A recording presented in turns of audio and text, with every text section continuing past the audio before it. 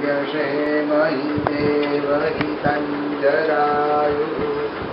या श्री स्वयं सुखीनां भवनेश्वरलक्ष्मी पापात्मनां कृतधियं हृदयेषु बुद्धि श्रद्धा सतां पुरजनप्रभवस्य लज्जां तां त्वां नतास्म परिपालय देवि विश्वं किं वर्णयाम तव रूपमचिन्त्य वेदत् किं चातिवीर्यमसुरक्षयकारि भूरि किं चाहवेषु चरितानि तवाद्भुतानि सर्वेषु दिव्यसुरदेवगणाधिकेषु नमो ब्रह्मण्यदेवाय गौब्राह्मणहिताय च जगद्हिताय कृष्णाय गोविन्दाय नमो नमः। वासनात् वासुदेवस्य वासितं भुवनत्रयं सर्वभूतनिवासोऽसि श्रीवासुदेव नमोऽस्तु ते। श्रीमद्भागवताख्योऽयं प्रत्यक्षं कृष्णमेव हि स्वीकृतोऽसि मया नाथ मुक्त्यर्थं भवसागरे।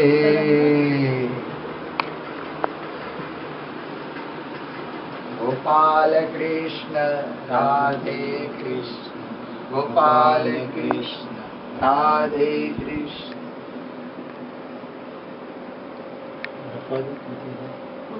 श्रीमद्भागवताख्योऽयं प्रत्यक्षं कृष्णमेव हि स्वीकृतोऽसि मया नाथ मुक्त्यर्थं भवसागरे। बोल कृष्ण कन्हैया लाल की जय। गोविंद गोपाल की बकुल चंपक पाटलाब्जे पुण्या गजाधिकर बिल्वर साल पुष्पैः बिल्व प्रवाल तुलसी दल मंजरीभिः त्वां पूजयामि जगदीश्वर मे प्रसीद।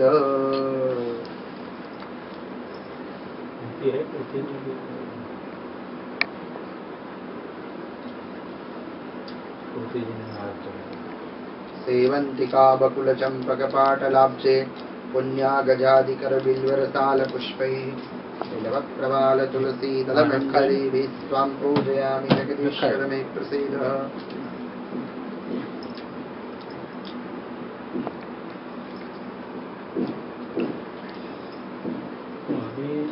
दारू पूजन का है।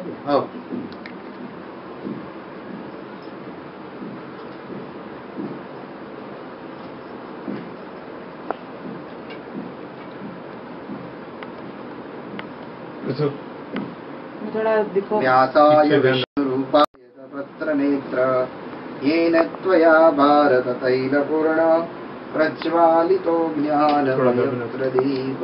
थोड़ा उस तरफ होके करना। हाँ बस बस। जय श्री कृष्ण। हमारे कृष्ण भगवान तो एक फूल अभी आरती में ले लेंगे। हाँ। खाली रख दो सब। हाँ कृष्णाय वासुदेवाय देवकी नंदनाय च नंदगोपकुमाराय गोविन्दाय नमो नमः। वासनात् वासुदेवस्य वासितं भुवनत्रयं सर्वभूतनिवासोऽसि श्रीवासुदेव नमोऽस्तु ते। सच्चिदानन्दरूपाय विश्वोत्पत्त्यादिहेतवे तापत्रय विनाशाय श्रीकृष्णाय वयं नुमः। सेवन्तिका बकुल चंपक पाटलाब्जे पुण्या गजाधिकर बिल्वर साल पुष्पैः बिल्व प्रवाल तुलसी दल मंजरीभिः त्वां पूजयामि जगदीश्वर मे प्रसीद।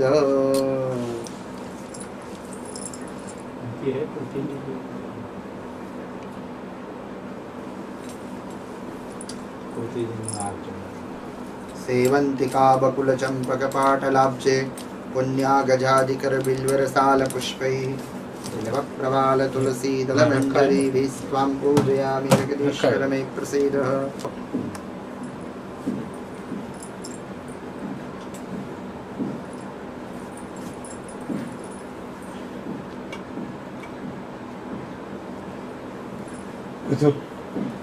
थोड़ा देखो। व्यासाय विष्णुरूपाय व्यासरूपाय विष्णवे नमो वै ब्रह्मनिधये वासिष्ठाय नमो नमः। नमोऽस्तु ते व्यास विशालबुद्धे फुल्लारविन्दायतपत्रनेत्र येन त्वया भारततैलपूर्ण प्रज्वालितो ज्ञानमयप्रदीप। थोड़ा उस तरफ होके करना। हाँ बस बस ठीक है। जय श्री कृष्ण। हमारे कृष्ण भगवान से ये जय श्री कृष्ण, जय श्री कृष्ण। अब ये फूल अभी आरती में ले लेंगे। हाँ। खाली रख दो ये सब। कथा ओम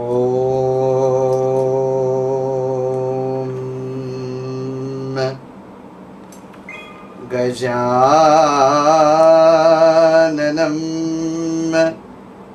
भूतगणादिसेवितं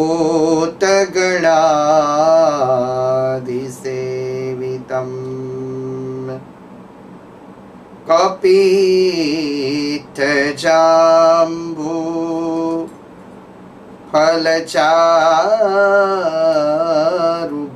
फलचारुभक्षणम्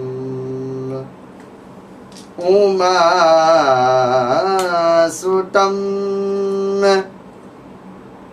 शोकविनाशकारकम् नमामि विघ्नेश्वर पादपङ्कजम् हंसयुक्त विमानस्ते ब्रह्माणि रूपधारिणि कौशाम्भक्ष डिके देवी नारायणि नमोस्तुते सच्चिदानन्दरूपाय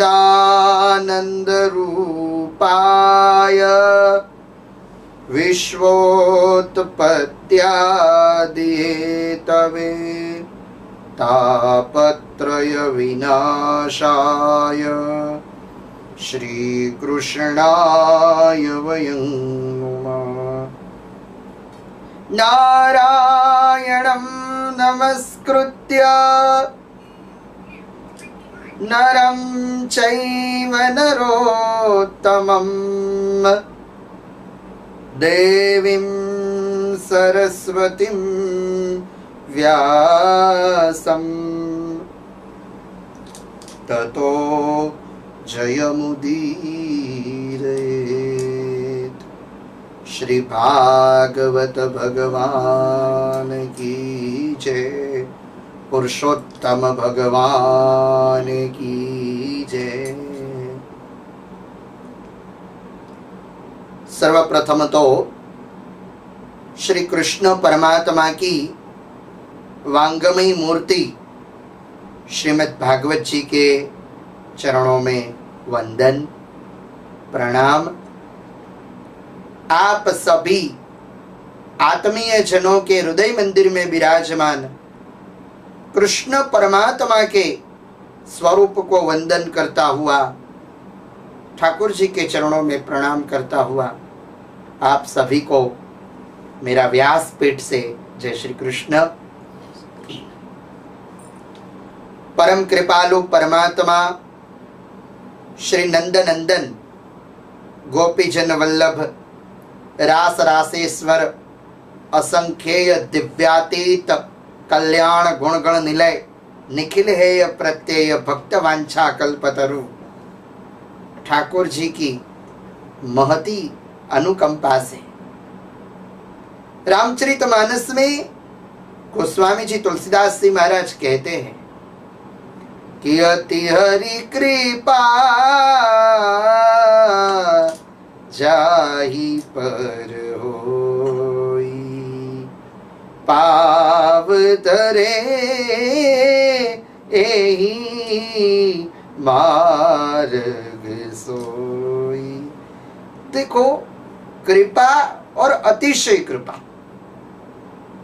दोनों है। जिनके पास संपत्ति होती है, रहने के लिए मकान होता है, घूमने के लिए गाड़ी होती है, तो मानो उन पर भगवान की कृपा है। किंतु जो व्यक्ति श्रीमद् भागवत जी की कथा का आयोजन करे, मानो उन पर पुरुषोत्तम भगवान की अतिशय कृपा है। और जब अतिशय कृपा होती है तो लाभ प्राप्त होता है। और आज अतिशय कृपा हुई है और हमारा तो एक परिवार है, इसीलिए हमारे परम भगवदीय अशोक कुमार चौरा साहब जी, जिन्होंने ये लाभ लिया, परम भगवदीया कुसुमलता बहन जी, तो ये दोनों का एक संकल्प है परम पवित्र पुरुषोत्तम मास में। और संकल्प ये है कि पूज्य अशोक भाई के पिताजी परम भगवदीय लक्ष्मी नारायण चौरा जी, पूज्य माताजी रमा देवी जी, उनकी स्मृति में तथा परम भगवदीय हमारी आंटी जी कुसुमलता बहन, इनके पिताजी लल्लू राम जी की स्मृति में और आशीर्वाद प्राप्त हुआ है पूज्य आंटी जी की माता जी, जिनका अभी पार्थिव शरीर विद्यमान है, ऐसी नाथीबाई नाथीबा। तो ये परिवार और आत्मीय जनों के आशीर्वाद से परम पवित्र पुरुषोत्तम मास में ये श्रीमद् भागवत जी की कथा का रसामृत परिवार सबको दे रहा है। हम अशोक भाई साहेब और समग्र परिवार का जितना हम आभार माने उतना कम है कि पुरुषोत्तम मास में ये ऐसा लाभ हमें प्रदान किया। क्योंकि विवेक चूड़ामणि में कहते हैं कि दुर्लभम त्रयमेवेतत् देवानुग्रह हेतुकम मनुष्यत्वम मुमुक्षत्वम महापुरुष संश्रय। 3 चीज दुर्लभ है। तो 3 चीज कौन सी दुर्लभ बताई? तो सबसे दुर्लभ बताया मनुष्य देह। ये मनुष्य देह दुर्लभ है और मनुष्य देह में भी सत्संग दुर्लभ है। तो परिवार ने सत्संग दिया है। तो पुरुषोत्तम मास है, विशेष कुछ न कहता हुआ श्रीमद् भागवत जी की कथा में मैं प्रवेश करूं तो आज प्रथम दिन है और प्रथम दिन महात्म्य का होता है। तो हमारी प्राचीन जो संस्कृति है वो वैदिक संस्कृति है। सबसे प्राचीन वेद है और वेद की भाषा कठिन है, सब लोग समझ नहीं पाते वेदों को। तो वेद के सार रूप भगवान वेदव्यास जी ने पुराण दिए। तो शास्त्र कहता है कि पुराणम पंचमो वेद, पुराण ये 5वां वेद है। जो वेद में है वही पुराण में प्रतिपादित किया है। तो हमारे 18 पुराण हुए। भगवान वेदव्यास जी ने 18 भागों में पुराणों को विभाजित किया। तो उसी उपक्रम में श्रीमद् भागवत, इनका जो क्रम है वो 18वां है। हमारे 2 ग्रंथ ऐसे हैं जिनके पीछे श्रीमद् शब्द लगता है। एक श्रीमद् भागवत और दूसरा श्रीमद् भगवत गीता। अब प्रश्न ये है कि दोनों में अंतर क्या है, श्रीमद् भागवत और श्रीमद् भगवत गीता में? तो दोनों में एक ही अंतर है भागवत मानी भगवान कृष्ण ने जो जो लीला चरित्र किए वो श्रीमद् भागवत, और भगवान ने जो कहा वो श्रीमद् भगवत गीता। जीव मात्र को केंद्र में रखकर भगवान ने जो उपदेश दिया है वही श्रीमद् भागवत। तो श्रीमद् भागवत के वक्ता भगवान नारायण स्वयं है।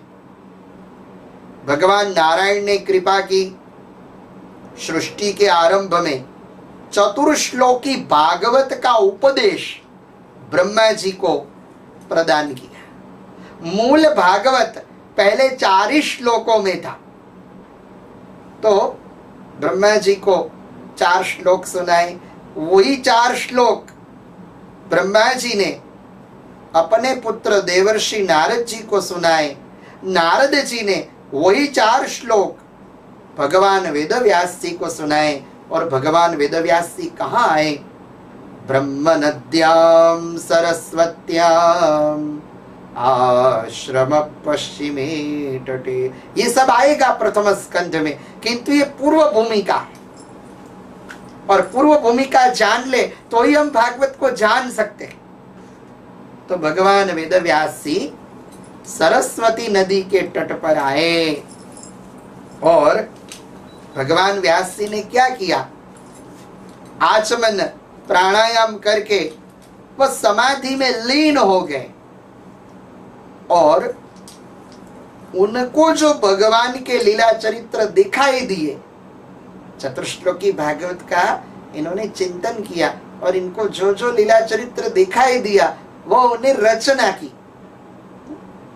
जो 4 श्लोक थे इन पर चिंतन किया, और चिंतन करने के बाद इन्होंने क्रमबद्ध किया, विस्तार किया। इसीलिए भागवत जी के लिए हम कहते हैं कि समाधि भाषा व्यासस्य। व्यास जी की ये समाधि भाषा है। तो व्यास जी ने 4 श्लोकों का विस्तार किया। 12 स्कंध, 335 अध्याय, 18,000 श्लोक। तो मैं तो कहा करता हूं कि भागवत और कुछ नहीं है किंतु कृष्ण कन्हैया का मोबाइल नंबर है। सीधा कांटेक्ट हो जाता है भगवान के साथ। तो मोबाइल है तो उनके नंबर भी होंगे, तो नंबर भी है 12,335 और 18,576, अर्थात 12,335 श्रीमद् भागवत जी के 12 स्कंद है और 335 अध्याय है, इसीलिए 12,335। 18,576 श्रीमद् भागवत जी में 18,000 श्लोक है और 5,76,000 जितने शब्द है। तो ऐसा अगाध शास्त्र है। और भागवत जी के लिए एक व्याख्या और भी है कि भागवत मानी भगवता प्रोक्तम भागवतम। भगवान ने अपने मुखारविंद से जो प्रकट किया वही श्रीमद् भागवत। तो श्रीमद् भागवत जी का विस्तार भगवान वेदव्यास जी ने किया। फिर भागवत जी की संहिता इन्होंने अपने पुत्र शुकदेव जी महाराज को पढ़ाई, और शुकदेव जी महाराज ने ये कथा परीक्षित महाराज को सुनाई। परीक्षित महाराज ऐसे हैं कि जिन्होंने अनशन व्रत लिया है, जिन्होंने व्रत रखा है गंगा नदी के तट पर, अनशन व्रत। अनशन व्रत मानी जिन्होंने अन्न का भी त्याग किया है और जल का भी त्याग किया है। ऐसे परीक्षित महाराज को शुकदेव जी महाराज ने श्रीमद् भागवत की कथा सुनाई, और वही संवाद सूत जी ने नैमिषारण्य में ऋषि मुनियों को सुनाया, और वही संवाद आज हम बैठे बैठे सुन रहे हैं। ये भागवत की परंपरा है। और कोई भी ज्ञान जब पारंपरिक होता है तो ज्ञान सर्वोत्कृष्ट सर्वोत्तम होता है। तो ये साक्षात कृष्ण परमात्मा का वांगमयी स्वरूप है। तो श्रीमद् भागवत, इनका परिचय पद्म पुराण में दिया गया है। पद्म पुराण के 6 अध्याय में श्रीमद् भागवत का परिचय है। 6 अध्याय में इसीलिए है कि भगवान षडैश्वर्य संपन्न है। जिनके अंदर 6 चीज हो, इनको भगवान कहते हैं। 6 चीज मानी कौन कौन सी? ऐश्वर्यस्य, समग्रस्य, धर्मस्य, यशश्रियः, ज्ञान वैराग्ययोश्चैव षण्णाम भग इतीर्णयाः। ऐश्वर्य, वीर्य, यशः, श्री, ज्ञान, वैराग्य, इतनी चीज जिनके अंदर हो उनको भगवान कहते हैं। तो पद्म पुराण में भगवान वेदव्यास जी ने नमस्कारात्मक मंगलाचरण किया है, वंदन किया है। कैसे हैं भगवान? सच्चिदानंद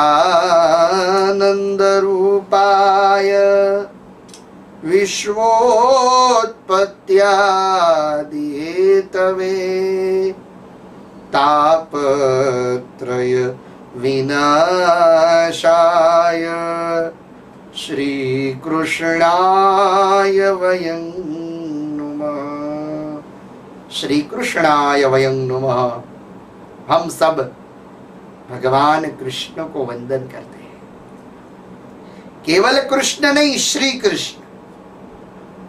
और श्री शब्द के कितने अर्थ होते हैं? श्री मानी संपत्ति, श्री मानी शोभा, किंतु यहां पर जो श्री शब्द का अर्थ किया है, श्री मानी राधा। राधा सहित भगवान कृष्ण को वंदन, प्रणाम। और राधा मानी कृष्ण प्रेम की अविरत बहती धारा, इनका नाम राधा। और राधा जी के लिए तो कहा गया है कि श्याम राधे कोई न कहता, कहते राधे श्याम। जन्म जन्म के भाग्य जगा दे एक राधा का नाम। राधा के बिना श्याम यादा यादा यादा यादा आधा। राधा के बिना श्याम आधा, कहते राधे श्याम। जन्म जन्म के भाग्य जगा दे एक राधा का नाम। बोलो राधे, बोलो राधे राधे राधे राधे राधे, बोलो राधे राधे राधे, बोलो राधे। राधा के बिना श्याम आधा, कहते राधे श्याम। जन्म जन्म के भाग्य जगा दे एक राधा का नाम। बोलो राधे, बोलो राधे। साथ है जैसे नदी किनारा, साथ है जैसे जल की धारा। अरे साथ है जैसे नील गगन में सूरज चंदा तारा तारा। बिन राधा के कहाँ है पूरा नटनागर का नाम। बिन राधा के कहाँ है पूरा नटनागर का नाम। बोलो राधे, बोलो राधे। तो राधा सहित भगवान कृष्ण को वंदन। किंतु भगवान कृष्ण का स्वरूप कैसा है? तो कहा सच्चिदानंद रूपाय, सत चित और आनंद स्वरूप है। सद मानी जो सभी जगह पर व्यापक है। चिद मानी प्रत्येक प्राणी मनुष्य के अंदर भगवान आत्मा स्वरूप विराजमान है। और तीसरा भगवान का स्वरूप है आनंद।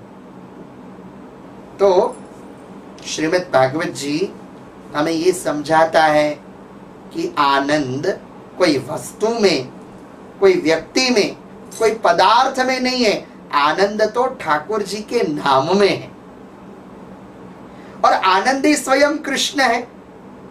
कृष्ण का स्वरूप ही आनंद है। इसलिए तो हमको कथा में आनंद आ रहा है कि चाहे जितनी भी परिस्थिति आए, भागवत कथा करनी ही है। हम दिखते ही नहीं, तो इनका तात्पर्य है कि कृष्ण नाम ही ऐसा है। हम जब कृष्ण जन्म मनाते हैं तो हम ये कहते हैं ना, नंद के आनंद भयो।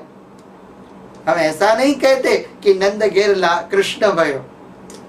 आनंद, तो आनंद ये स्वयं कृष्ण है। तो भगवान का कार्य क्या है? कार्य क्या करते हैं? विश्वोत्पत्त्यादि हेतवे, सृष्टि का सर्जन, पालन और लय करने वाले हैं।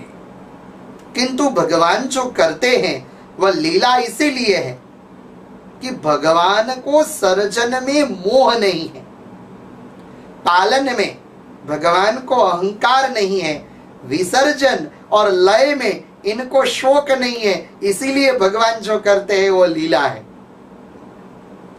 मनुष्य को तो सर्जन में भी मोह है। सोचते हैं कुछ लोग कि हमने पाल पोस कर बेटा बड़ा किया है, ये बेटा हमारी सेवा करेगा। माता पिता को ऐसी अपेक्षा होती है, और माता पिता की अपेक्षा को जब कुछ संतान उपेक्षा के रूप में परिवर्तित कर दे तब दुख का जन्म होता है। तो भगवान तो इन सब से रहित है। इसीलिए भगवान जो करते हैं वह लीला है। तापत्रय विनाशाय, जो तीनों तापों को हरने वाले हैं, तीनों तापों का उपशमन करने वाले हैं, इसलिए उनको हरि कहते हैं। तीन ताप कौन कौन से?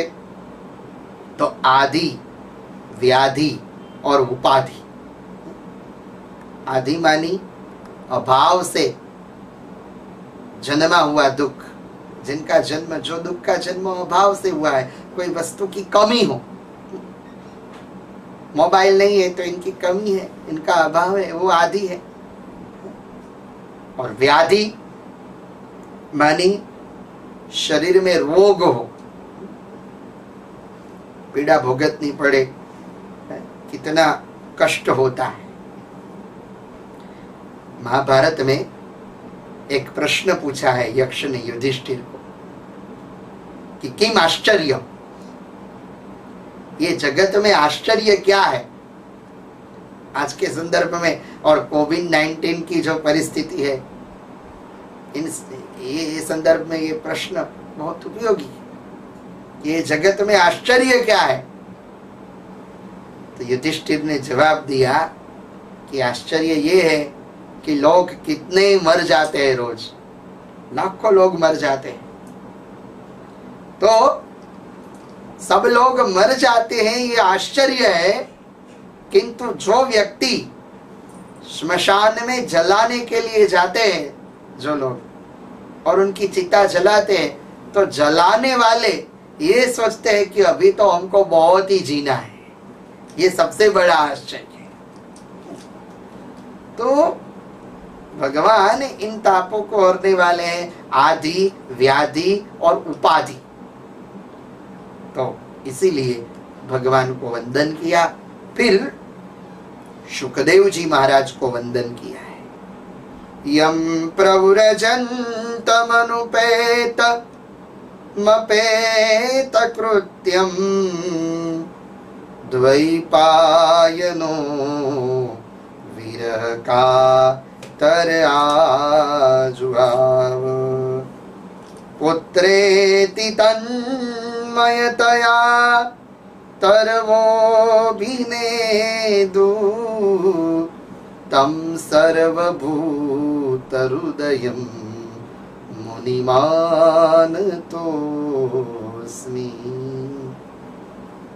यजंतम तो होते ही है संत, किंतु शुकदेव जी महाराज प्रव्रजंतम है।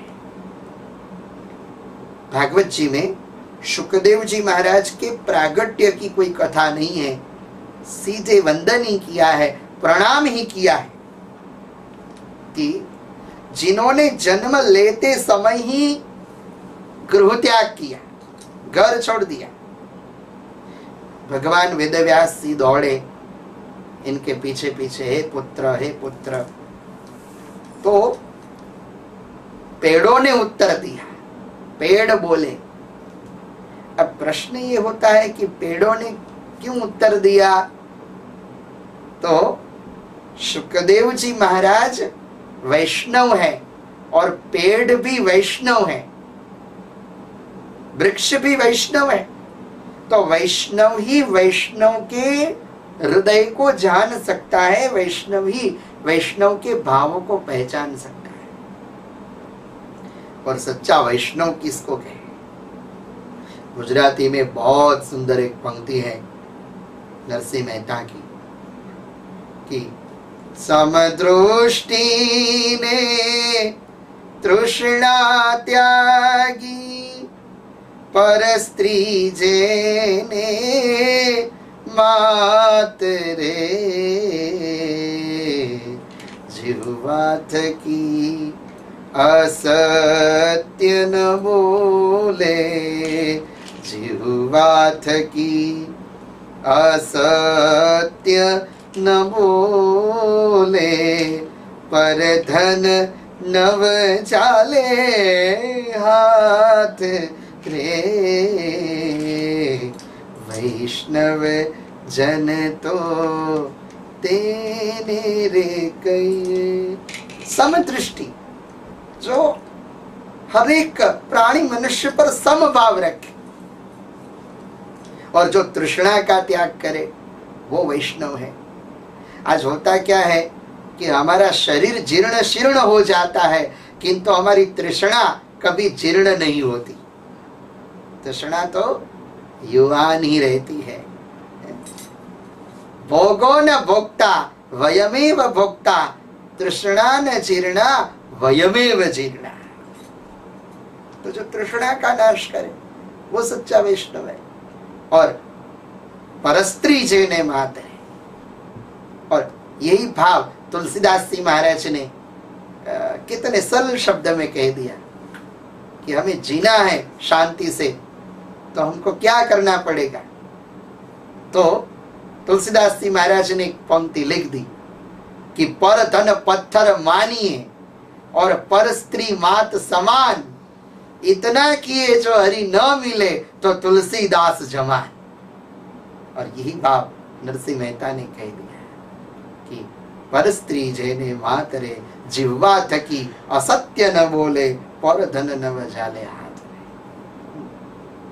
और फिर वैष्णवत्व की एक व्याख्या बहुत अच्छी नरसिंह मेहता ने कही कि वण लोभी ने कपट रहित जे, काम क्रोध निवार्या रे, भणे नर सैयो तेनो दर्शन करता, उड़े इको तेर तार्या रे, वैष्णव जन तो तेने रे कहिए। तो ऐसा वैष्णव का धन है श्रीमद् भागवत। तो इसीलिए शुकदेव जी महाराज भी वैष्णव है, पेड़ भी वैष्णव है। तो वैष्णव ही वैष्णव के हृदय को जान सकता है। तो पेड़ों ने भगवान वेदव्यास जी को कहा कि हम हमारे फल हम स्वयं नहीं खाते, औरों को खिलाते हैं। आपका पुत्र ये भी एक समाज का उत्तम फल है। यदि वो जा रहा है तो इनको जाने दो, वो दैवी जीवों का कल्याण करेगा, अनुग्रह करेगा। जिस दिशा से गए उस दिशा से वापस न आने वाले, ऐसे शुकदेव जी महाराज को वंदन किया। फिर नैमिषारण्य के प्रसंग का वर्णन किया। तो कहते हैं श्रीसुत उवाच। नैमिषारण्य में सुत जी वक्ता है। नैमिषे सूतमासीनम् अभिवाद्य महामतिम्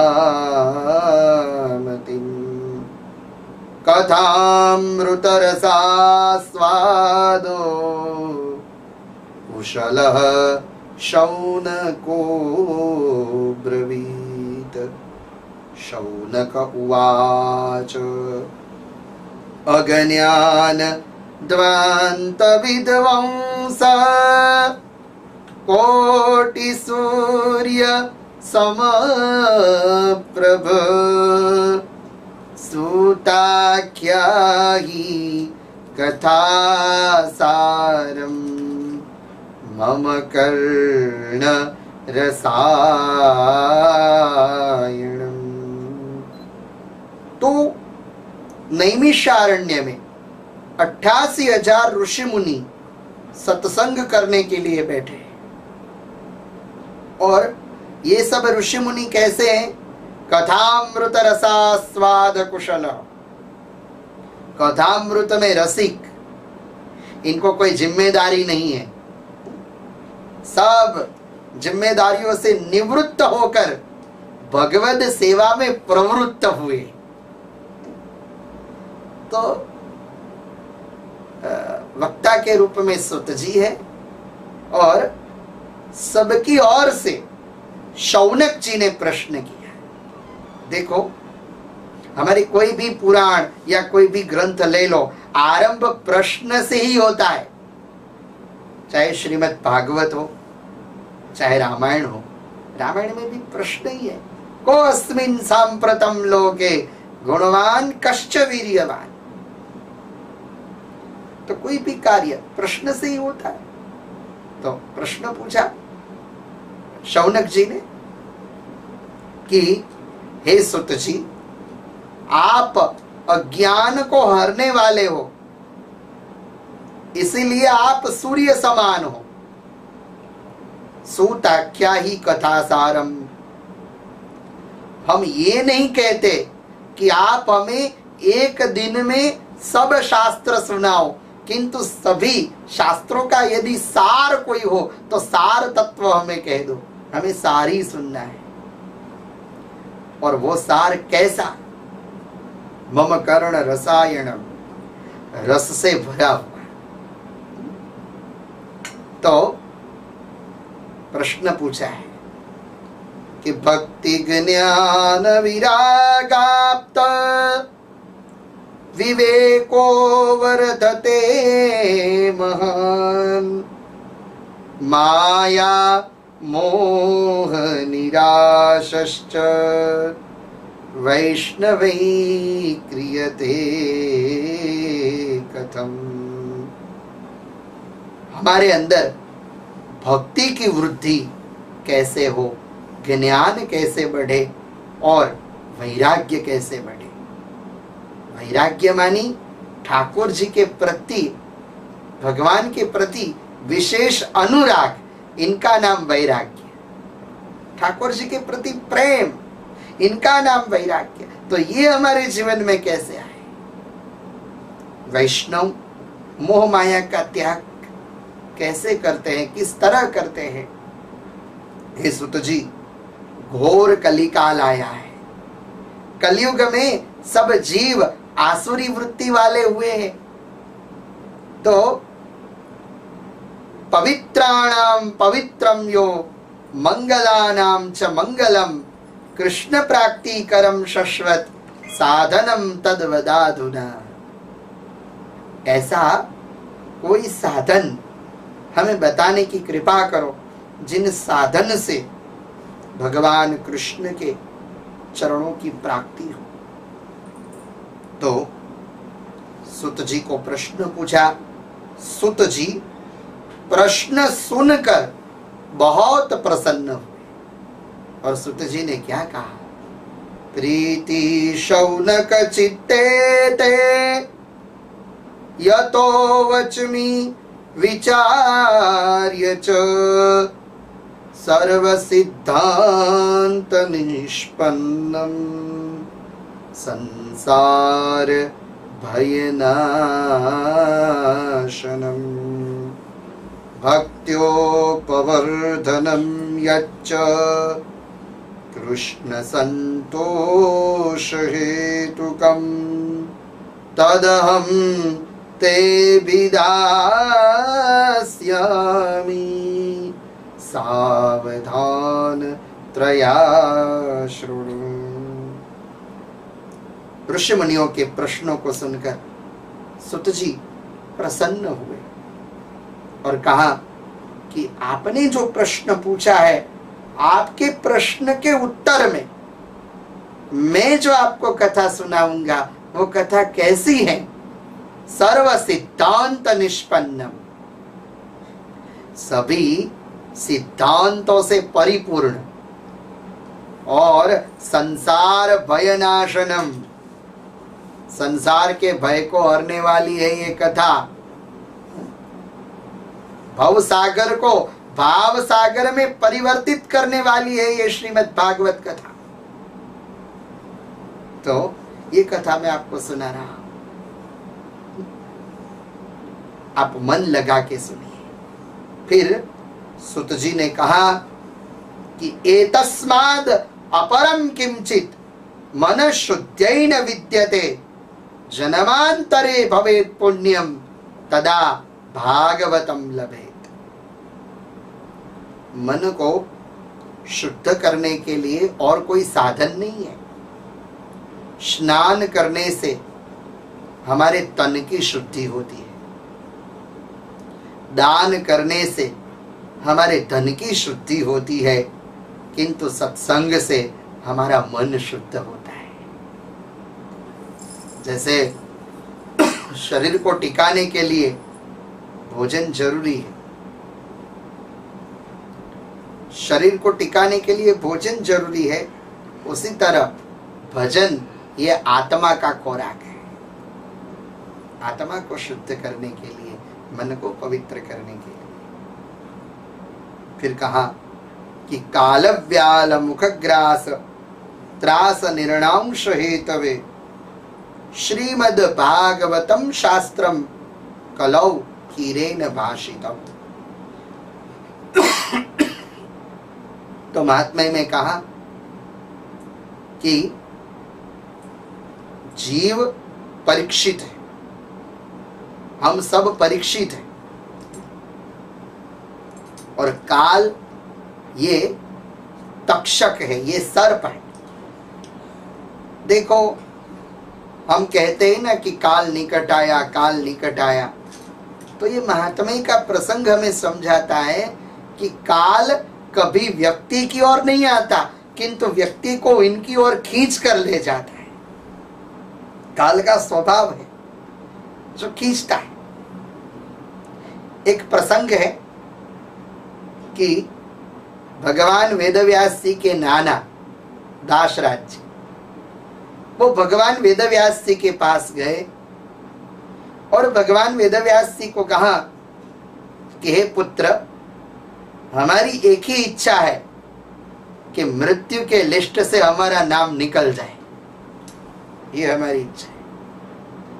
तो व्यास जी ने कहा कि चलो कभी समय मिलेगा तो भगवान के पास जाएंगे और आपका निवेदन कर देंगे, क्योंकि नहीं, मुझे तो अभी ही चाहिए।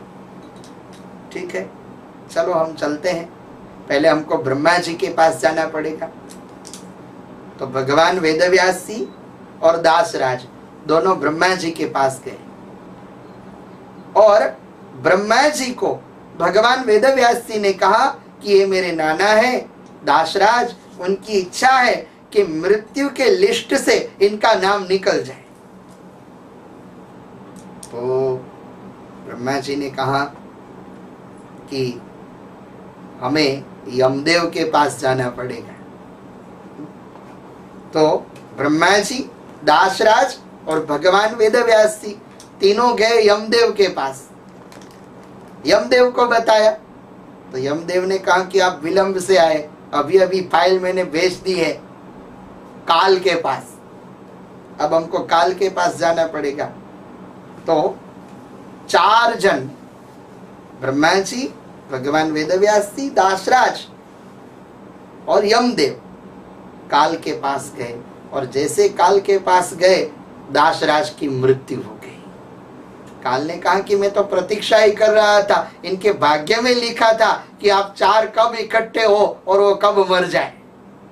तो काल का स्वभाव है कि व्यक्ति को अपनी ओर खींचता है। तो काल ये सर्प है, तो काल रूपी सर्प इनके ग्रास से छुटने के लिए, बचने के लिए श्रीमद् भागवतम शास्त्रम कलौ कीरेन भाषितम। भगवान वेदव्यास जी ने जिनकी रचना की है, जिनको शुकदेव जी महाराज ने गाया है, वो श्रीमद् भागवत का आश्रय व्यक्ति करे। फिर एक दृष्टांत सुनाया सूत जी ने कि गंगा नदी के तट पर सभा बैठी है। शुकदेव जी महाराज के मुखार विंद से कथा गंगा बहने की तैयारी में है और उसी समय अमृत कलश लेकर सब देव आए हैं स्वर्ग से। शुकम नत्वा वदन् सर्वे स्वकार्य कुशलासुरा। अपने कार्य को सिद्ध करने में कुशल देव आए और शुकदेव जी महाराज को प्रणाम किया। शुकदेव जी महाराज जान गए कि कुछ लोगों के नमन अच्छे नहीं है, नमन नमन में बहुत फेर है। तो देवों को कहा कि क्या प्रयोजन है। तो देवों ने बताया कि हम परीक्षित के लिए लाए हैं स्वर्ग का अमृत। ये स्वर्ग के अमृत को परीक्षित पिएगा तो इनको कोई सर्प नहीं काटेगा, वो दीर्घजीवी हो जाएगा। शुकदेव जी महाराज जान गए कि स्वार्थी देव है सब। और तुलसीदास जी महाराज ने तो रामचरितमानस में कहा है कि सुर नर मुनि की यही सब रीति, स्वार्थी लाग करे सब प्रीति। गोस्वामी जी ने तो सबको स्वार्थी कह दिया। और वही बात कवि गंग ने भी कह दी कि ये संसार स्वार्थी है। मात कहे मेरो पूत सपूत है, बेनी कहे मेरो सुंदर भैया, पिता कहे मेरो है कुल दीपक, लोक में लाज अधिक बढ़ैया, पत्नी कहे मेरो प्राण पति, जिन पे जाके मैं लेऊ भलैया। कवि गंग कहे सुन शाह अकबर, जिनकी गांठ सफेद रुपैया। तो देव भी स्वार्थी है। तो शुकदेव जी महाराज ने कहा कि आपको क्या अपेक्षा है, आपको क्या चाहिए। तो कहा कि जिन भागवत कथामृत का पान आप परीक्षित महाराज को करा रहे हैं, वो हमें कराने की कृपा कीजिए। सौदा करने की बात की। देखो, ज्ञान हमेशा सुपात्र को ही दिया जाता है। आज परिस्थिति ऐसी निर्माण हुई कि विप्रेण भागवती वार्ता, गेहे गेहे जने जने, कारिता कण लोभेन कथा सारस्ततो गता। कीर्ति के लोभ में, धन के लोभ में, ज्ञान कुपात्र को देने का जब से आरंभ हुआ, तब से कथा का सार चला गया। तो शुकदेव जी महाराज ने कहा कि कथा का अमृत कैसा है, मणि तुल्य है, और स्वर्ग का अमृत तो कांच के टुकड़ों जैसा है। क्व सुधा क्व कथा लोके क्व काच क्व मणिर्मा। तो अभक्तां तांश्च निघ्नाय न ददौ स कथामृतम् श्रीमद् भागवती वार्ता सुराणामपि दुर्लभम्। देवों को अनधिकारी जानकर शुकदेव जी महाराज ने कथामृत नहीं दिया। अभक्तां तांश्च निघ्नाय न ददौ। तो ये भागवत जी की कथा कैसी है? तो कहा कि श्रीमद् भागवती वार्ता सुराणामपि दुर्लभम। देवों को भी दुर्लभ है, मतलब देव भी तरसते हैं श्रीमद् भागवत जी की कथा के लिए। तो देवों को दुर्लभ ये कथा हमें सुलभ हो गई अधिक मास। तो फिर 7 ही दिन में परीक्षित महाराज का तो मोक्ष हो गया। फिर 7 ही दिन में परीक्षित महाराज की मुक्ति को देखकर ब्रह्मा जी को चिंता हुई। इन्होंने श्रीमद् भागवत की तुलना की तो श्रीमद् भागवत मोक्ष के लिए सर्वोत्तम ग्रंथ साबित हुआ। एक परले में, एक तराजू में मुक्ति के जितने साधन थे, शास्त्र थे, वो सब प्रस्थापित किए और दूसरे तराजू में भागवत जी को प्रस्थापित किया। तो भागवत मुक्ति के लिए सर्वोत्तम ग्रंथ साबित हुआ, श्रेष्ठ। और वही कथा सनत कुमारों ने देवर्षि नारद जी को सुनाई। तो शौनक जी ने प्रश्न पूछा कि देवर्षि नारद जी कैसे हैं? लोक मुग्रह विक्तस्य, लोक विग्रह मुक्तस्य, लोगों के संघर्ष से मुक्त ऐसे नारद जी ने सनत कुमारों के पास किस स्थान पर श्रीमद् भागवत जी की कथा सुनी? कृपा करो, हमें ये सुनना है। उसी समय सुत जी ने कहा कि हे शौनक जी, ये ज्ञान अति गोपनीय है। ये तो मेरे गुरुदेव भगवान वेदव्यास जी ने मुझे कृपा पात्र जानकर दिया है। आप श्रद्धा से सुनिए। एकदा हि विशालाक्ष चत्वार ऋषयो मला सत्संगार्थ समायात ददृशस्तत्र नारद। हमारे वहां अरण्य का वर्णन है, चंपारण्य, धर्मारण्य, बद्रिकारण्य। तो बद्रिकाश्रम में सनत कुमार सत्संग की इच्छा से आए हैं, जिनका जीवन ही कथा है, कथा मात्रैक जीवनम। और सनत कुमार वो भाव से आए हैं कि यदि कोई कथा सुनने वाला हो तो इनको सुनाने के लिए बैठ जाए, और कोई हमें सुनाए तो हम सत्संग में बैठ जाए करने के लिए।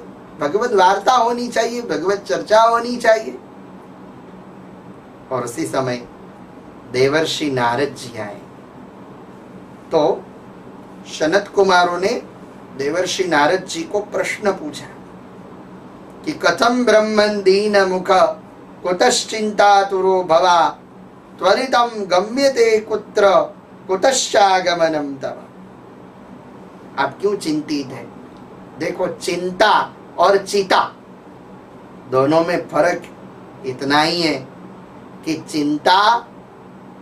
चिता मुर्दे को जलाती है और चिंता जिंदा व्यक्ति को जलाती है। इसीलिए अधिक चिंता न करें। जितना समय मिले उतना समय हम श्री कृष्ण भगवान का चिंतन करें तो भगवान हमारी चिंता करेंगे। तो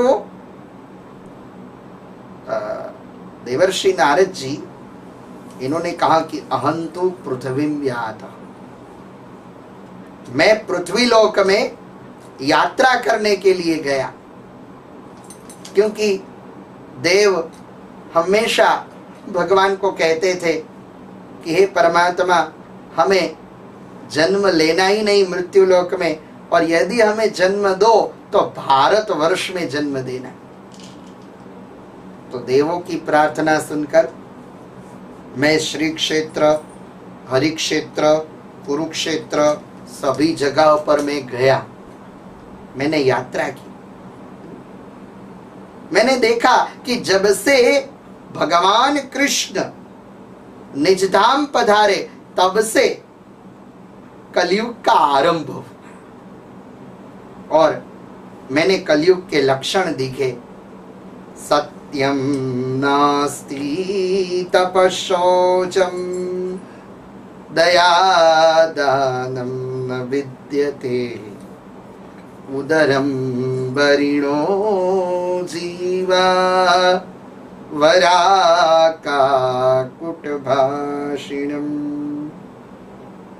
लोगों के हृदय से सत्य चला गया। सत्यम नास्ति, सत्य, पवित्रता, दया, ये धर्म के चरण सब नष्ट हो गए। तो ऐसे ऐसे कलयुग के लक्षण देवर्षि नारद जी ने देखे। कन्या विक्रयणो लोभा शालको बुद्धिदायकम। फिर तरुणी प्रभुता गेहे दंपति नाम च कलकनम। ऐसे ऐसे लक्षण देवर्षि नारद जी ने कलयुग में देखे। फिर नारद जी ने कहा कि मैं विचरण करता हुआ वृंदावन में आया, और वृंदावन की भूमि वास्तव में धन्य है, क्योंकि यत्र लीला हरेर अभूत, जहां पर हरि नित्य लीला करते हैं। तो ये वृंदावन की भूमि में मैंने एक दृश्य देखा, और वो दृश्य क्या था कि माता युवान और पुत्र वृद्ध। तो सुचारु वेशा वो माता थी, इनका नाम भक्ति महारानी था, और उनके बेटे का नाम ज्ञान और वैराग्य था। तो भक्ति महारानी ने देवर्षि नारद जी को कहा कि भो साधु क्षणं तिष्ठ मच्चिन्तामपि नाशय दर्शनं तव लोकस्य सर्वथा गहनं परम् उत्पन्ना द्राविडे सां वृद्धिं कर्णाटके गता क्वचित् क्वचित् महाराष्ट्रे गुर्जरे जीर्णतां गता। भक्ति महारानी ने अपना परिचय दिया कि अहम भक्ति रीति ख्यात इमौ में तनयो मतो। ये मेरे दो पुत्र हैं, ज्ञान और वैराग्य। मेरा नाम है भक्ति। दक्षिण में मेरा प्राकट्य हुआ, कर्नाटक और महाराष्ट्र में मुझे पोषण मिला, मैं पुष्ट हुई, किंतु गुर्जर क्षेत्र में मैं जीर्ण हुई, मुझे बुढ़ापा आया। मैं वृंदावन में आई तो मुझे तो मेरी तरुण अवस्था प्राप्त हो गई, किंतु मेरे पुत्र बूढ़े हो गए, मैं क्या करूं? तो देवर्षि नारद जी ने एक ही बात कही। नारद जी ने सत्कर्म तो किया ही है, किंतु नारद जी ने एक बात बहुत अच्छी कही, और वो ये कही कि श्री कृष्णाम चरणम भोज स्मर दुख गमिष्यति। श्री कृष्ण भगवान का चिंतन करो। जीवन में कोई भी परिस्थिति आए, हमें कृष्ण का नाम नहीं छोड़ना चाहिए। श्रीमद् भागवत हमें समझाता है, श्री कृष्ण शरणम मम। और भगवान तो सभी जगह पर है। पूछते हो कन्हैया कहाँ है, वो तो गौवे चराते मिलेंगे, या किसी वृक्ष के नीचे बैठे, वो तो मुरली बजाते मिलेंगे। उनको ढूंढो पांडव की शिविर में, मंत्रणा कर रहे होंगे कोई, मंत्रणा कर रहे होंगे कोई। भीष्म या द्रोण कैसे मरेंगे, भीष्म या द्रोण कैसे मरेंगे, राह इनको बताते मिलेंगे। पूछते हो कन्हैया कहाँ है, वो तो गौवे चराते मिलेंगे। तो श्री कृष्णाम चरणाम भोज स्मर दुख गमिष्यति। तो फिर तो देवर्षि नारद जी ने ज्ञान और वैराग्य को जगाया। रे ज्ञान प्रबुद्धताम, रे वैराग्य प्रबुद्धताम, ज्ञान जागो वैराग्य जागो। किंतु जागते नहीं थे, इनको नींद आ रही थी।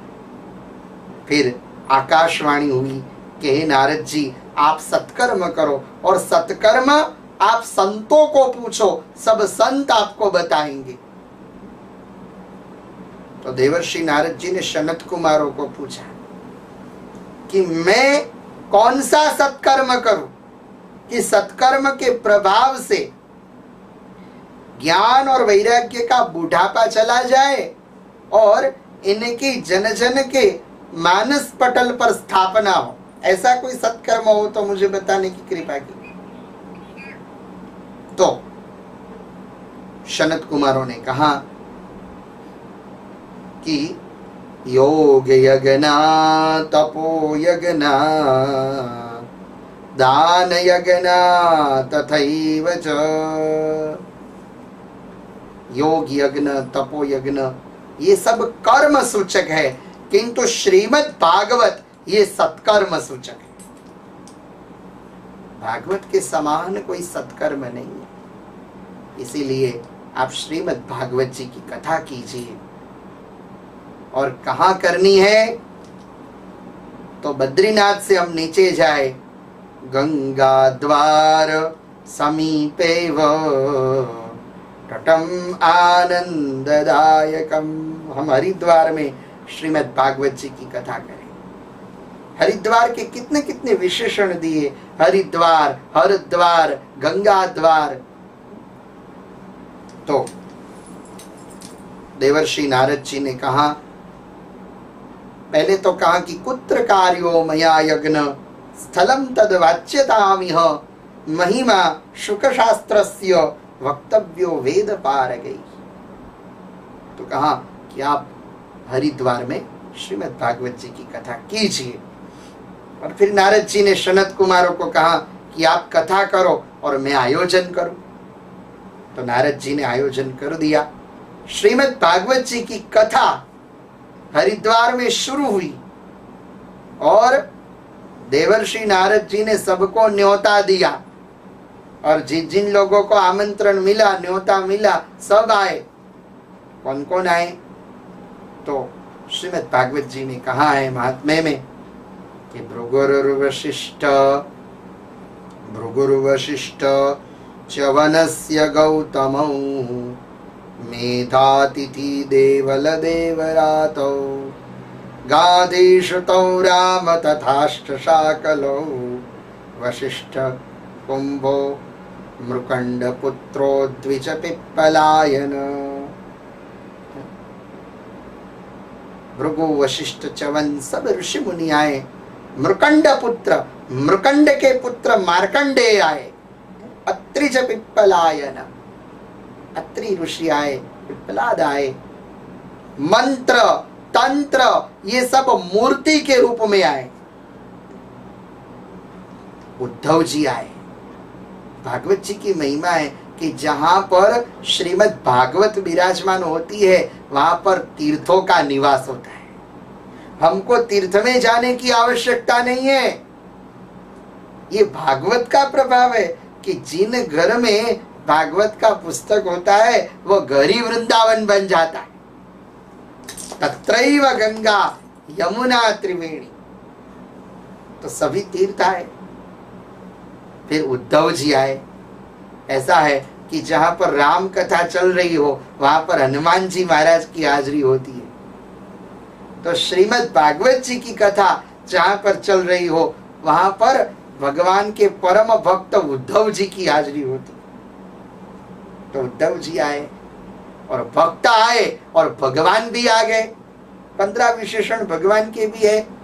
निजलोक परित्यज्य भगवान भक्त वत्सल वनमाली घनश्याम पीतवासा मनोहरा कांची कलापरुचिरो लसन्मुकुट कुंडल त्रिभंग ललितश्चारु कौस्तुभेन विराजित कोटिमन्मठ लावण्य हरिचंदन चर्चित परमानंद चिरमूर्ति मधुरो मुरलीधर आविवेशम स भक्तानां हृदयान यमलान्विता। 15 विशेषण है भगवान के। कैसे है भगवान? तो निज लोक परित्यज्य, अपने लोक को छोड़कर भगवान आए। और फिर तो जय शब्द, नमः शब्द, शंख शब्द तथैव च। जय शब्द, नमः शब्द और शंख शब्द से श्रीमद् भागवत जी का आरंभ सनत कुमारों ने किया। और फिर सनत कुमारों ने क्या कहा? सदा सेव्या सदा सेव्या श्रीमद् भागवती कथा यस्या श्रवण मात्रेन हरिश्चित्तं समाश्रयेत्। 2 बार शब्द प्रयोग किया है, सदा सेव्या सदा सेव्या। ये श्रीमद् भागवत जी की कथा, इनका सेवन हमेशा करो।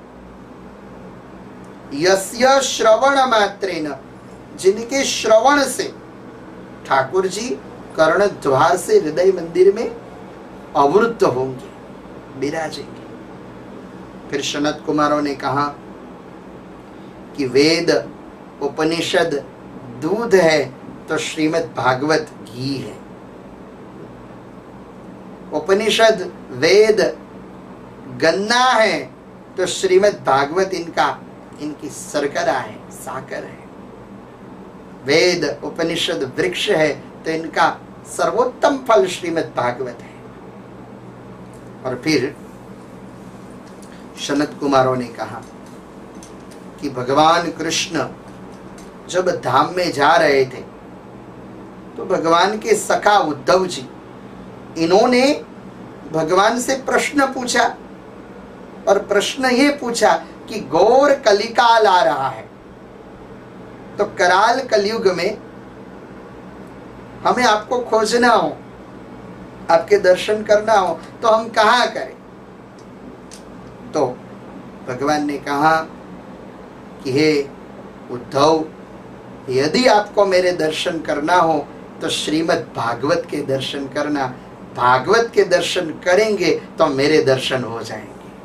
मैं अपना समग्र तेज श्रीमद् भागवत जी में प्रस्थापित करता हूं। तो ऐसी सनत कुमारों ने महिमा का गान किया। तो देखो, कथा हरिद्वार में हुई और कथा की असर हुई वृंदावन में। असर क्या हुई? भक्ति सुतौ तौ तरुणं गृहीत्वा प्रेमैकरूपा सहसाधिरासी। श्री कृष्ण गोविंद हरे मुरारे नाथेति नामानि मुहुर्वदन्ति। हुआ ऐसा कि भक्ति महारानी अपने पुत्रों के साथ कीर्तन करते हुए आई। सभा में ऋषि मुनियों को आश्चर्य हुआ कि सभा में स्त्री कौन आई। तो भक्ति महारानी ने कहा कि मैं आई हूं, मुझे आसन दीजिए, मैं कहां बैठूं। पहले तो सनत कुमारों को वंदन किया, जयति जगति मायाम यस्य काया धवस्ते, जो श्लोक है। तो कहा कि मुझे आसन दीजिए। तो सनत कुमारों ने कहा कि निरंतरम वैष्णव मानसानी, हे भक्ति महारानी, हमारे जो भक्त है, हमारे जो वैष्णव है, इनके मन मंदिर में आप विराजो। तब से भक्ति महारानी भक्तों के मन मंदिर में है। और सनत कुमारों ने कहा कि सकल भुवन मध्य निर्धनास्तेपि धन्या, वो लोग निर्धन होते हुए भी धनवान हैं जिन लोगों के पास भक्ति रूपी धन है। और भगवान भी भक्ति सूत्र से बंधे हुए हैं। तो सनत कुमारों ने भी भागवत जी की महिमा गाई कि मनुष्य देह प्राप्त होते हुए भी जिन्होंने ये शुक शास्त्र का आश्रय नहीं किया, इनका जीवन कैसा है? चांडालवत, खरवत। फिर इतने से संतोष नहीं हुआ तो सनत कुमारों ने कह दिया कि मिथ्या स्वजन्म जननी जनि दुख भाजा। इन्होंने मिथ्या माता के उदर से जन्म लिया है, जिन्होंने भागवत का आश्रय नहीं किया। फिर नारद जी ने भी कहा कि आज हमारे भाग्य का उदय हुआ, हमें सत्संग मिला। ये प्रसंगों का निरूपण किया है। फिर ऋषि मुनियों ने सूत जी को प्रश्न पूछा कि हमने एक बात तो जान ली कि भागवत से भगवान के दर्शन हो जाते हैं, किंतु उपरांत हमें क्या मिलता है? तो सनत कुमारों ने कहा कि ये मानवा पापकृताश्च सर्वदा सदा दुराचाररता विमार्गगा क्रोधाग्निदग्धा कुटिलश्च कामिन सप्ताह यज्ञे न कलौ पुनन्ति ते। मनुष्य ने भले ही कितने ही सारे पाप किए, ये मानवा पाप कृतास्त सर्वदा, दुराचारी हो, कुमार की हो, ऐसा मनुष्य यदि भागवत जी का आश्रय करे तो पाप से मुक्त हो जाता है। सनत कुमारों ने कहा, सुत जी ने ऋषि मुनियों को कहा कि अत्र ते कीर्तयिष्याम इतिहासं पुरातनं यस्य श्रवणमात्रेण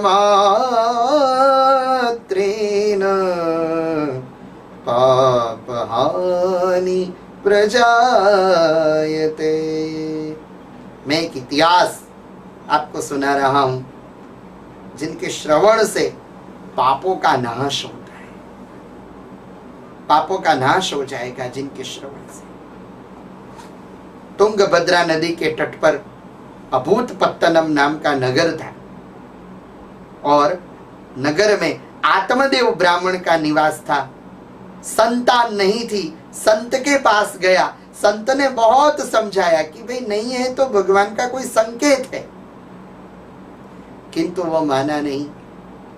संत ने फल दिया, कहा कि ये फल तेरी पत्नी को खिलाना, संतान हो जाएगा। अब आत्मदेव ब्राह्मण की पत्नी का नाम था धुंधुली। इनके विचार अच्छे नहीं थे, तो आत्मदेव ब्राह्मण ने धुंधुली को फल दिया कि ये संत की प्रसादी है, खा लेना। तो धुंधुली ने क्या सोचा, लालने पालने दुखम, बड़ा होगा फिर इनका पालन पोषण करना पड़ेगा, मैं ये झंझट में नहीं पड़ने वाली। तो इनकी बहन आई, तो धुंधुली की बहन ने कहा कि मेरी भी सगर्भावस्था है मैं मेरा बेटा तुझे दे दूंगी, बदले में तू मुझे धन देना। और ये जो फल था वह परीक्षा करने के लिए गौशाला में गाय को खिलाया गया। गाय के उदर से एक पुत्र का जन्म हुआ जिनका नाम हुआ गोकर्ण, जिनकी आकृति मनुष्य की थी किंतु कान गाय के कान जैसे थे, वैसे गोकर्ण हुए। फिर तो गोकर्ण पंडितो ज्ञानी धुंधुकारी महाकला। गोकर्ण तो विद्वान हुए, पंडित हुए, किंतु धुंधुकारी दुष्ट हुआ। पिता यदि संपत्ति देने में मना करते थे तो इनको पिटाई करता था, वो पीट पीट के संपत्ति लेता था। अब आत्मदेव ब्राह्मण पछताए, गोकर्ण की शरण में गए तो गोकर्ण महाराज ने कहा कि पिताजी, ये संसार का स्वरूप ही विमोहक है। देहेस्तिमांस रुधिरे विमतिं त्यजत्वं जाया सुता दिशु सदा ममतां विमुञ्च।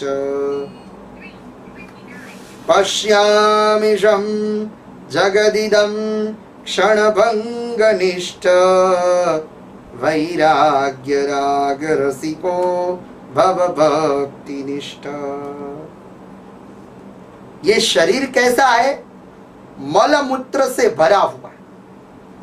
ये शरीर से हे पिताजी आप आसक्ति छोड़ दो। हे पिताजी, जगत में दो ही रस है पीने जैसे। वह दो रस कौन कौन से है?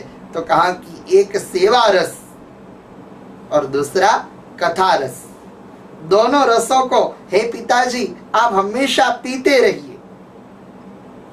ये जगत में कोई किसी का नहीं, ये सब झूठे बंधन है। और एक पंक्ति में कितना अच्छा वर्णन किया है, यही श्लोक का भाव है। पंक्ति यदि है तो फिल्मी गीत, किंतु इनका भाव, इनका उद्गार, इनका रहस्य समझने जैसा है। कि होगा मसीहा सामने तेरे, फिर भी न तू बच पाएगा। तेरा अपना, तेरा अपना खून ही आखिर तुझको आग लगाएगा। आसमान में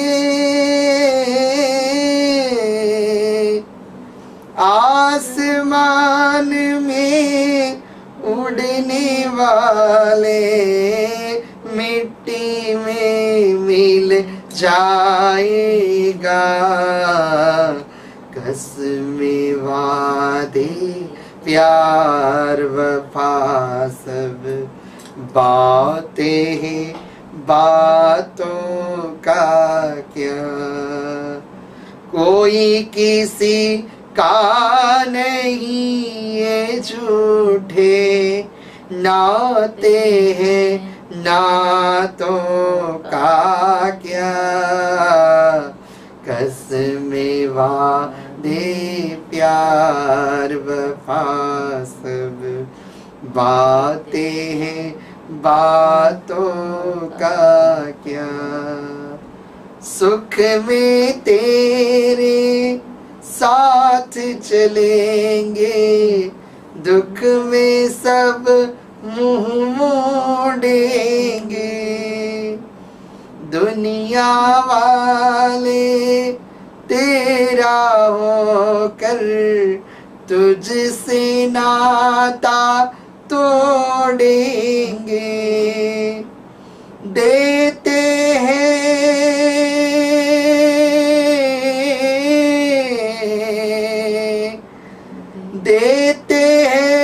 भगवान को धोखा, इंसान को क्या छोड़ेंगे,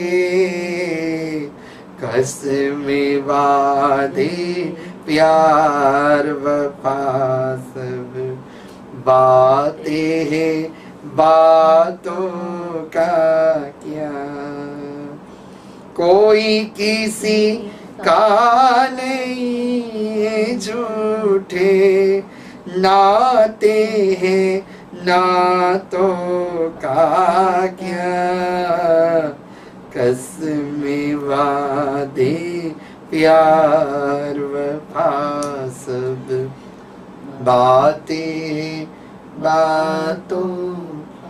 तो ये सब ममता के बंधन है। जगत में कोई किसी का नहीं। जाया सुता दिशु सदा ममताम विमुंच। तो जगत में दो ही रस है पिताजी, सेवा रस और कथा रस। वो दो रसों को आप पीते रहिए। तो ऐसा ज्ञान प्राप्त करके आत्मदेव ब्राह्मण वन में गया। एवं सुतोपि वसुतोपि गृहम विहाय। आत्मदेव ब्राह्मण 60 वर्ष 60 वर्ष की उम्र में वन में गया। और वन में जाकर इन्होंने क्या किया? तो श्री कृष्ण मात निहतम दशमस्य पाठ, भागवत जी के 10वें स्कंध का पारायण करता हुआ वह मुक्ति को प्राप्त हुआ। धुंधुली ने भी गड्ढे में गिरकर इन्होंने आत्महत्या की। अब माता पिता नहीं रहे तो गोकर्ण महाराज तीर्थ क्षेत्र में चले गए और धुंधुकारी ने वारांगनाओं का संग किया। अंत में हुआ ऐसा कि वारांगनाओं ने ही धुंधुकारी का वध कर दिया। जब गोकर्ण महाराज को पता चला कि मेरे भाई की ऐसी दुर्गति हुई है तो इन्होंने गया जी में 100 गया श्राद्ध किए। 100 गया श्राद्ध किए, फिर भी धुंधुकारी का मोक्ष नहीं हुआ। तो फिर वो घर पर आए। रात्रि के समय में इन्होंने प्रेत के दर्शन किए। तो गोकर्ण महाराज ने क्या किया? हाथ में जल लिया, गायत्री मंत्र पढ़कर जल की अंजलि प्रेत पर रखी। तो प्रेत को वाचा मिली कि ब्राता अहम त्वदीयोसी धुंधुकारीति नामत। मैं आपका भाई हूं, मैं ब्राह्मण बनकर बिगड़ा। तो गोकर्ण महाराज ने कहा कि मैंने तो गया जी में 100 गया श्राद्ध किए, फिर भी तेरा मोक्ष नहीं हुआ। तो कहा कि गया जी के श्राद्ध से मेरा मोक्ष नहीं है। तो कहा कि आपका मोक्ष कैसे हो? तो कहा कि वो तो आप ही जाने। सूर्य नारायण भगवान को पूछा गोकर्ण महाराज ने। तो सूर्य नारायण भगवान ने बुद्धि में प्रकाश किया कि श्रीमद् भागवतात मुक्ति ही सप्ताह वाचनम को, श्रीमद् भागवत जी की कथा करो। तो गोकर्ण महाराज ने सोचा कि मैं कहाँ वक्ता खोजने के लिए जाऊं, मैं खुद ही कथा करूं और मेरे गांव वालों सब सुने। तो नदी के तट पर कथा का आयोजन हुआ और वास में वायुधारी प्रेत विराजमान हुआ। एक एक दिन पूरा हुआ, एक एक ग्रंथियां टूटती गई। काम, क्रोध, लोभ, मोह, मद, मत्सर। और फिर 7 दिन पूरे हुए। वास में से प्रचंड आवाज आई और इनमें से दिव्य देहधारी धुंधुकारी प्रकट हुआ। इन्होंने भागवत जी को वंदन किया। धन्याः भागवती वार्ता प्रेत पीड़ा विनाशिनी। ये भागवत जी की कथा वास्तव में धन्य है, जिन्होंने मुझे प्रेत पीड़ा से मुक्ति दी है। धुंधुकारी को लेने के लिए भगवान के पार्षद आए। तो गोकर्ण महाराज ने पूछा कि भाई कथा तो सबने सुनी है, तो विमान क्यों एक के लिए आया? तो कहा कि देखो, गोकर्ण महाराज को भगवान के पार्षद कह रहे हैं कि देखो धुंधुकारी ने उपवास रखकर कथा सुनी। उपवास रखा मानी इन्होंने अन्न जल कुछ नहीं लिया, एक आसन पर बैठकर कथा सुनी है। एक आसन मानी एक मन, जब तक कथा चली तो मन इनका कथा में ही रहा, तो उसी हिसाब से उनको ये फल मिला। तो गोकर्ण महाराज ने सोचा कि मुझे ऐसी कथा करनी है कि मैं सभी गांव वालों को मुक्त करूं। और गोकर्ण महाराज ने फिर एक बार श्रीमद् भागवत जी की कथा की और सभी गांव वालों को मुक्त किया। और ये चरित्र सनत कुमारों ने सुनाया। और फिर तो क्या हुआ, प्रहलाद स्थालधारी तरल गति तया चोद्धव कांस्यधारी वीणाधारी सुरंशी स्वर कुशलतया राग कर्तार्जुनो इंद्रोवादी मृदंगा जय जय सुकरा कीर्तनै कुमार यत्राग्रे भाववक्ता सरसिज रसना व्यासपुत्रो बभूव। प्रहलाद जी आए, सबने कीर्तन किया। आइए हम भी, आज प्रथम दिन था और प्रथम दिन में हमें सुना कि जिनकी मुक्ति गया जी के श्राद्ध से नहीं होती, इनकी मुक्ति श्रीमद् भागवत जी की कथा से होती। तो महात्म्य भगवान के चरणों में समर्पित करते हुए अशोक भाई चौरा साहेब और समग्र परिवार जिन्होंने श्रीमद् भागवत जी का ये आयोजन किया है। देखो, श्रीमद् भागवत के प्राप्त होने के 5 कारण हैं और ये परिवार को 5 कारण मिले। 5 कारण कौन कौन से? तो कहा कि पहले इस जन्म के पुण्य, इस जन्म के पुण्य हो तो भागवत प्राप्त होती है, पहला कारण। दूसरा कारण गत जन्म के पुण्य, पूर्व जन्म के पुण्य। फिर तीसरा कारण पितरों के पुण्य। फिर चौथा कारण पितरों की कृपा। और 5वां कारण भगवत कृपा, ठाकुर जी की कृपा।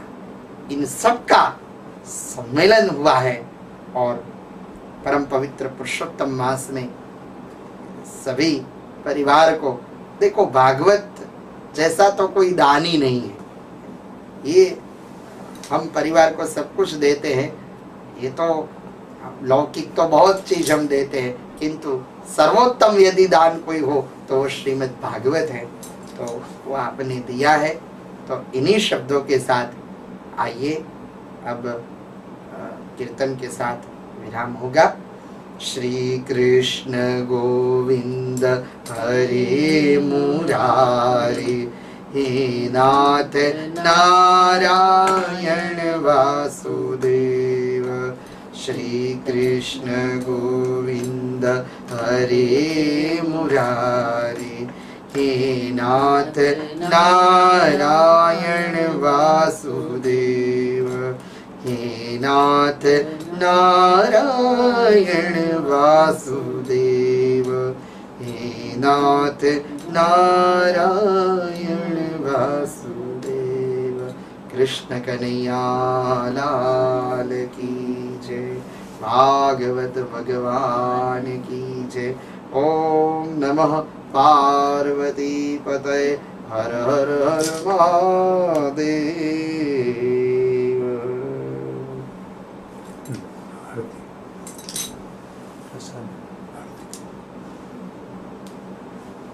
चालू है। हाँ प्रसाद अपन आरती पहले प्रसाद। हाँ पहले प्रसाद। बराबर से थाल हाँ थाल दासन। हाँ प्रसाद काटेंगे ना ऐसे रहने। अच्छा हाँ कर रहने। हाँ ऐसे रहना। इसका यहाँ रख दो स्टूल पे ना। वो ले लो ना।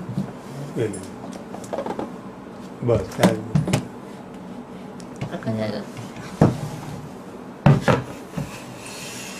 बस सब बैठने से हाड़ गए ले ना जमवा पधारो नंदलाल रे मारी प्रेमनी थाળી आसो पालवना में तो तोरण બંધાવ્યા સ્વાગતમાં ફૂલડાની માળ રે મારી પ્રેમની થાળી मैं तो रसोई वाला भावथी धरावी तमे भावे जमो दीनानाथ रे मारी प्रेमनी थाળી तमारू आपेलू वाला तमने धरावू हूँ छू गरीब तारो दास रे मारी प्रेमनी थाળી यमुना जलनी वाला झारी रे भरा तमे आचमन करो ने दीनानाथ रे मारी प्रेमनी थाળી लविंग सोपारी वाला पान नाचे बीडेला तमे मुखवास करो ने दीनानाथ रे मारी प्रेमनी थाળી मारी प्रेमनी थाળી मारी प्रेमनी थाળી आरती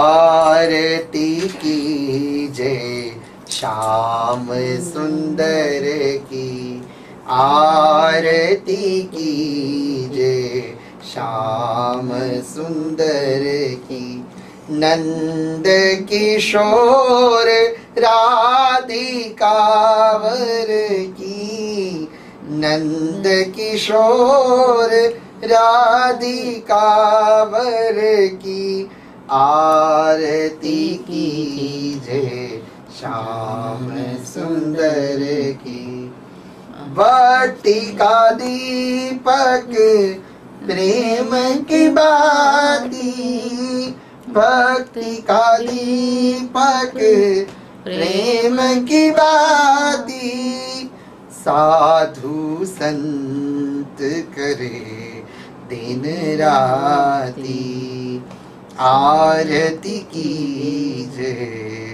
श्याम सुंदर की आरती कीजे श्याम सुंदर की आरती भक्तन के मन भावे आरती भक्तन के मन भावे श्याम कथा नित हरि वंश गावे आरती कीजे श्याम सुंदर की आरती कीजे श्याम सुंदर की कर्पूर गौरम करुणावतारम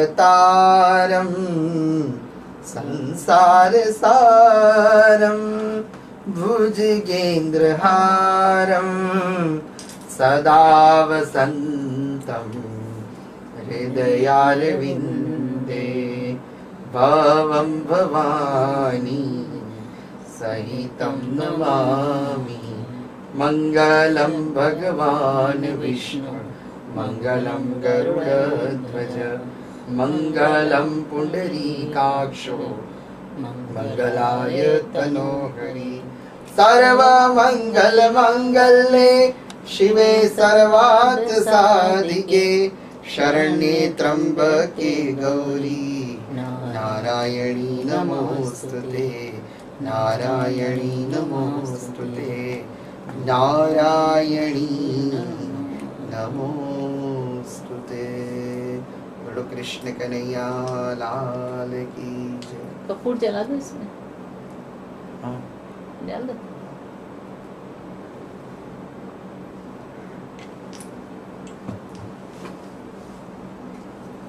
कपूर गौरम करुणावतारम संसार सारम भुजगेन्द्रहारम सदा वसंतं हृदयारविन्दे भवं भवानी सरितं नमामि। ओम मंगलम भगवान विष्णु मंगलम गरुड़ध्वज मंगलम कुंडलिकाक्षे मंगलाय तनोहरि सर्वमंगल मांगल्ये शिवे सर्वार्थ साधिके शरण्य त्र्यंबके गौरी नारायणी नमोस्तुते नारायणी नमोस्तुते नारायणी नमोस्तुते।